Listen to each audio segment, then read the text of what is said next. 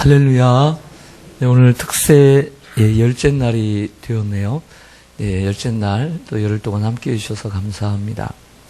시편 34편은 어제 우리가 함께 나눈 시편 33편과 함께 또 25편과 함께 22절로 되어 있는데 히브리어 알파벳이 각 절마다 앞에 나와 있기 때문에 그래서 답관치 형식이라고 했습니다. 오늘 시편 34편도 마찬가지로 답관치 형식으로 되어 있습니다. 저는 오늘 이 말씀을 준비하면서 오늘 2절의 말씀을 가지고 중심을 가지고 전체를 끌어가려고 합니다. 2절 말씀을 좀 보시면요.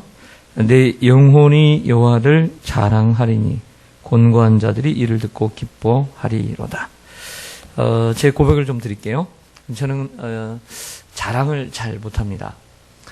너무 놀라지 마시고 제가 자랑을 못한다는 것은 별로 자랑할 거리도 없고 그렇지만 그럼에도 불구하고 나의 자랑, 나와 관계된 것에 대해서는 참 자랑을 잘하는데 하나님에 대해서는 자랑을 잘 못해요. 자, 여러분들에게 질문을 드릴게요. 여러분들은 자랑을 잘하시는 분들입니까? 아니면 자랑을 잘 못한다고 생각하십니까? 그렇다고 한다면 더 나아가서 여러분들은 하나님에 대한 자랑을 잘하고 사시는 분 같습니까? 아니면 하나님에 대한 자랑을 잘 못하는 분 같습니까? 그런 부분에서 저는 참 하나님 자랑을 잘 못하는 것 같아요. 그래서 하나님께서 주신 이 강단에서 강단에 설 수 있는 귀한 은혜와 특권을 주셨는데 이 강단에서라도 최선을 다해서 하나님을 자랑하자, 이런 소신을 가지고 살아가고 있습니다.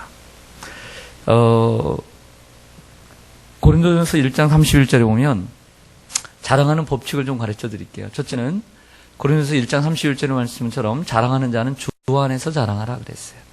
따라서 하겠습니다. 주 안에서 자랑하자.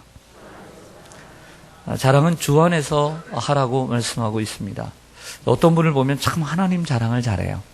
우리 성도님들 중에 얘기를 나누면 하나님이 하셨어요, 하나님이 이처럼 하셨어요 라고 하는 분을 보면 저는 속으로 참 하나님 자랑을 잘하시는 분이다, 당신 멋져, 이렇게 생각을 해요.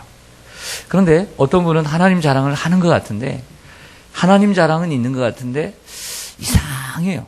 거기가 정말 이게 하나님 자랑하는 것 같은지 아니면 자기 자랑하는 것 같은지 요상할 때가 있어요. 예. 고개가 기웃거릴 때가, 이렇게 할 때가 있어요. 여러분, 무엇을 자랑하는 것이 하나님 자랑이고 어떻게 자랑하는 것이 하나님 자랑일까요?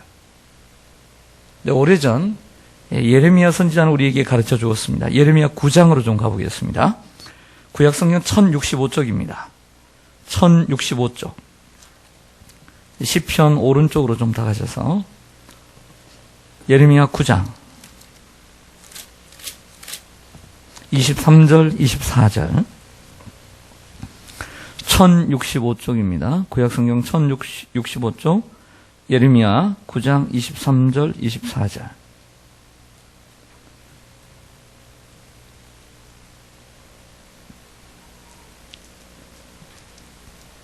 제가 읽겠습니다. 여호와께서 이와 같이 말씀하시되 지혜로운 자는 그의 지혜를 자랑하지 말라. 용사는 그의 용맹을 자랑하지 말라. 부자는 그의 부함을 자랑하지 말라. 자랑하는 자는 이것으로 자랑할지니 곧 명철하여 나를 아는 것과 나 여호와는 사랑과 정의와 공의를 땅에 행하는 자인 줄 깨닫는 것이라. 나는 이 일을 기뻐하노라. 여호와의 말씀이니라. 아멘. 예레미야는 일찍이 우리에게 무엇을 자랑하지 말고 무엇을 자랑할 것인가를 얘기합니다.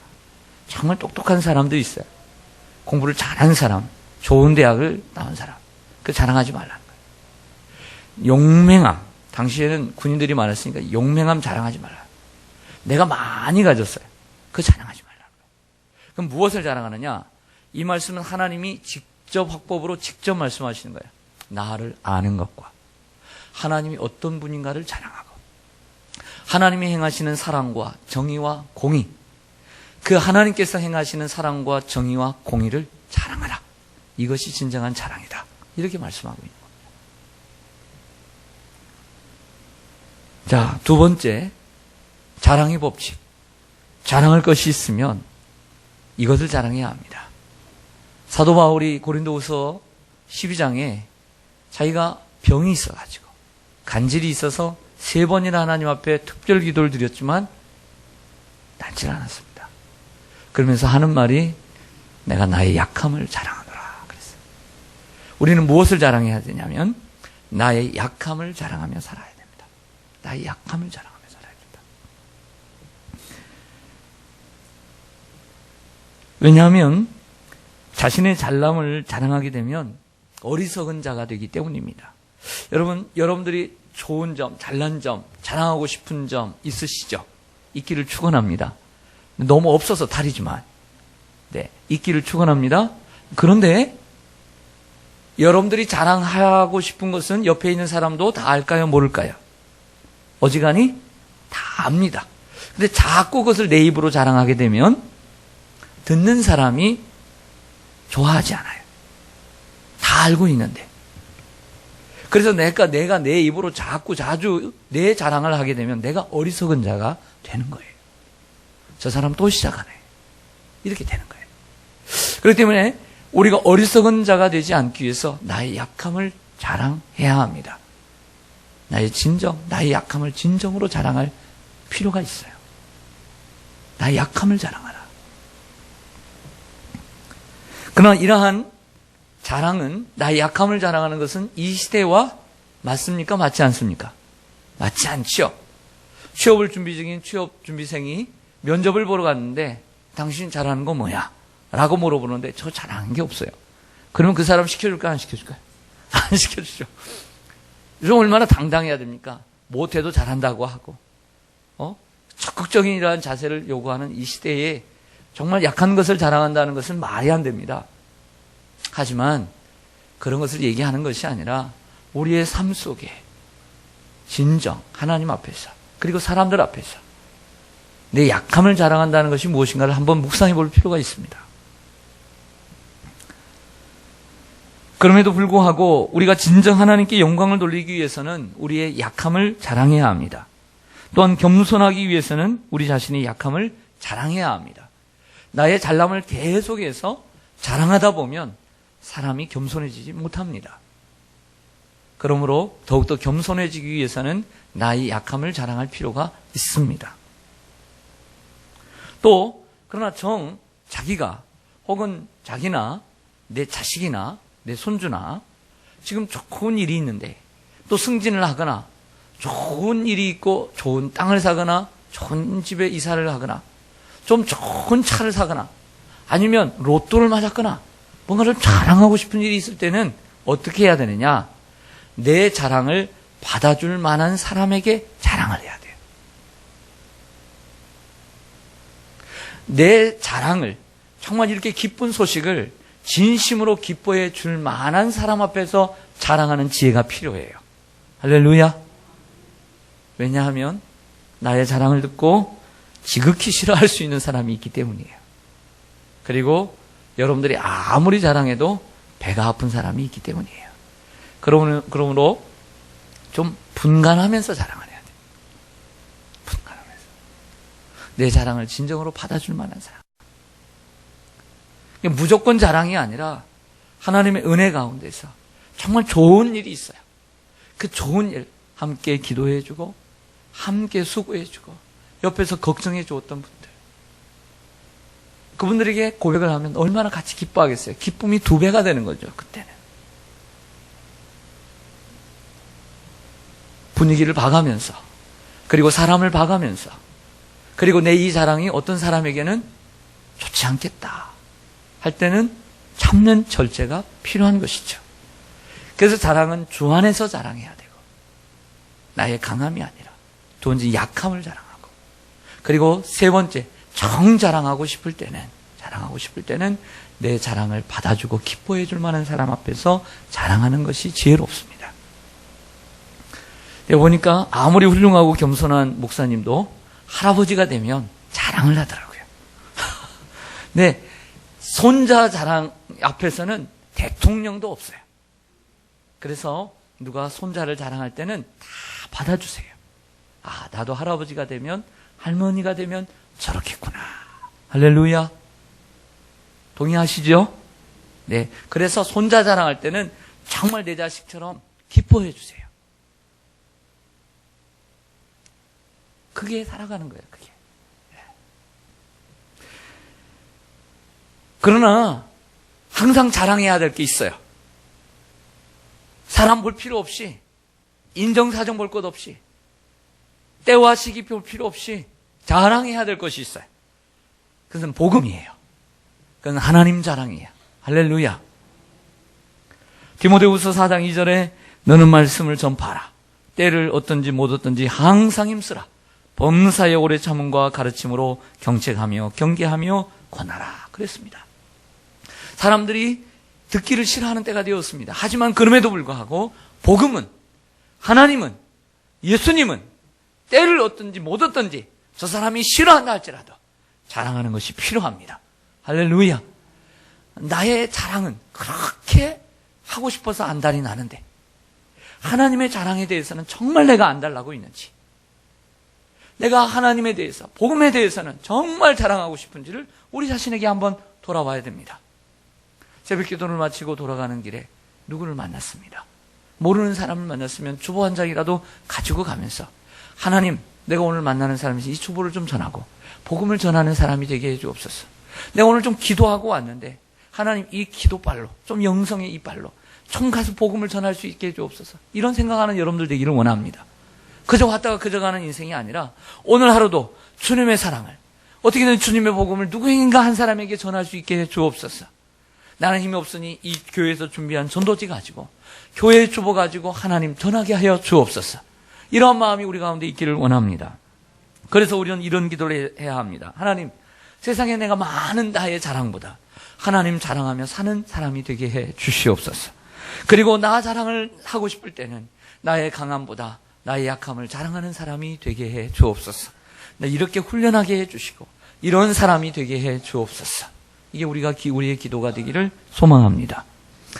오늘 다윗은 이 시편을 지으면서 오늘 표제에 있는 것처럼 언제 지었냐면 사울에게 도망을 다니면서 블레셋의 아비멜렉 왕 앞에서 미친 채 하다가 침을 질질 흘리면서 그 문간에다가 자기의 몸을 비비면서 살기 위해서 발악을 했을 때, 그리고 하나님께서 구원해 주셨을 때 그때 지은 시편이다라고 이렇게 말씀을 하고 있습니다.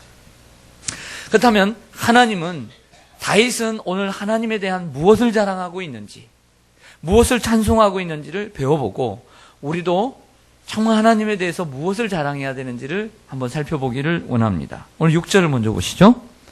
다윗이 자랑하는 하나님, 같이 읽겠습니다. 시작. 이 곤고한 자가 부르짖음에 여호와께서 들으시고 그의 모든 환난에서 구원하셨도다. 아멘. 하나님께서 우리를 구원해 주신 줄로 믿습니다. 지금 삶의 구원이긴 하지만 하나님께서 내 영혼을 구원해 주신 것을 자랑하고, 그리고 내 삶 속의 어려움 가운데 하나님이 나를 건져주시고 구원해 주신 것을 자랑해야 될 줄로 믿습니다. 하나님은 나의 구원자이십니다. 두 번째로 7절입니다. 같이 읽습니다. 시작. 여호와의 천사가 주를 경외하는 자를 둘러 진치고. 아멘. 여기까지만요. 여호와의 천사가 주를 경외하는 자를 둘러 뭐하고? 진치고. 하나님 우리를 지켜주십니다. 하나님께서 나를 지켜주시는, 하나님은 나의 보호자이십니다. 내가 병들었을 때도 내 건강을 지켜주시고, 내 가정이 위태했을 때도 지켜주시고, 하나님이 나를 지켜주시고 이 나라의 민족도 지켜주신 분이 하나님입니다 라고 고백할 수 있는 우리가 되기를 소망합니다. 사망의 음침한 골짜기로 다니자 주님이 나를 지켜주셨습니다. 그런데 여기 여호와의 천사, 단수로 표현되어 있지만 복수입니다. 여호와의 천사들이 둘러 진쳤다. 즉 여호와의 천사들이 군대가 되어서 나를 둘러 진치고 있다. 지켜 보호하고 계심을 자랑하고 있는 것입니다. 세 번째로 8절부터 10절까지입니다. 제가 한 절, 여러분들 한 절 읽겠습니다. 8절입니다. 너희는 여호와의 선하심을 맛보아 알지어다. 그에게 피하는 자는 복이 있도다.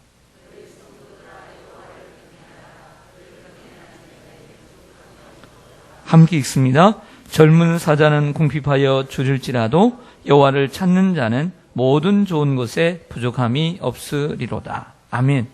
8절 하반절에 보면 여호와께 피하는 자는 복이 있다 그랬고요. 9절 하반절에 보면 부족함이 없다 그랬고요. 10절 하반절에도 모든 좋은 것에 부족함이 없으리로다. 결과적으로 하나님은 어떤 하나님이십니까? 우리를 만족시켜 주시는 하나님이죠. 할렐루야. 우리의 삶에 필요한 것을 공급해 주시는 하나님이시죠. 주께서 내 원수의 목전에서 내게 상을 차려주시고 기름으로 내 머리에 부으셨으니 내 잔이 넘치나이다. 하나님이 내 삶 속에 이렇게 풍성하게 채워주셨음을 우리는 자랑해야 될 줄로 믿습니다. 우리 영혼을 고쳐주시고 우리의 병에서 주님께서 지켜주시고 어려운 중에 건져주셔서 하나님께서 다윗을 그 바닥에서 거름더미에서 들어서 저 높은 왕위에 올려주셨습니다. 하나님의 은혜인 줄로 믿습니다. 우리 서로 앞에 옆에 대해 서로 인사하겠습니다. 좋은 하루 되십시오. 좋은 하루 되십시오. 좋은 하루 되십시오. 좋은 하루 되십시오. 4층에도요. 좋은 하루 되십시오. 그런데 어떤 하루가 좋은 하루일까요? 어떤 하루가 좋은 하루일까요? 오래전에 성수대교가 무너져서 무학여고에 가는 등교하는 아이들과 출근하는 사람들이 죽은 날은 좋은 아침이 아니었습니다. 요셉이 배다른 형들에게 팔림을 당하는 날은 좋은 날이 아니었습니다. 좋은 날은 어떤 날일까요? 좋은 날. 자, 어떻게 산 날이 좋은 날일까? 잠시 생각해 보고 말씀을 마치겠습니다. 오늘 어떻게 살아야 될까요? 13절을 보시겠습니다.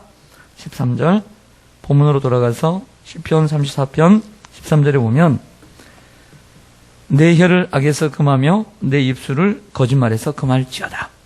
예, 혀를 제하며 사는 날, 악과 거짓말을 멀리하고 살아가야 될 줄로 믿습니다. 그리고 14절에 악을 버리고 선을 행하며 그랬습니다. 악에서 떠나 선을 행하는 날, 이런 날 되기를 원합니다. 세 번째로는 14절 하반절의 말씀처럼 화평을 찾아 따를지어다. 화평을 구하며 추구하며 살기를 소망합니다. 사람들과 등지지 말고 늘 평화하며 화평하며 살아야 합니다. 그리고 네 번째로 18절에 보면 여호와는 마음이 상한 자를 가까이 하시고 충심으로 통회하는 자를 구원하시는 도다. 진정으로 회개하는 사람을 얘기하는데 다른 말로 바꾸어 보면 겸손하게 사는 사람, 겸손한 사람을 하나님이 가까이 하신 줄로 믿습니다. 우리의 말을 조심하고 악에서 떠나고 늘 평화하고 그리고 겸손하게 사는 삶, 그 삶을 우리가 저녁에 돌아볼 때 참 좋은 하루였다 라고 말할 수 있지 않겠습니까? 좋은 하루, 복된 하루 되시기를 바랍니다. 더욱더 그 날은 겸손하게 나를 자랑하고 싶을 때, 내 자식을 자랑하고 싶을 때, 그리고 내가 가진 것을 자랑하고 싶을 때 그것을 주신 하나님, 그것을 이루신 하나님, 나를 만족시켜 주신 하나님을 자랑하고 도리어 나의 약함을 자랑하고 강하신 주님을 자랑하는 날, 그렇게 하루를 살았던 그날이 가장 아름다운 하루가 아니겠습니까? 기도하겠습니다.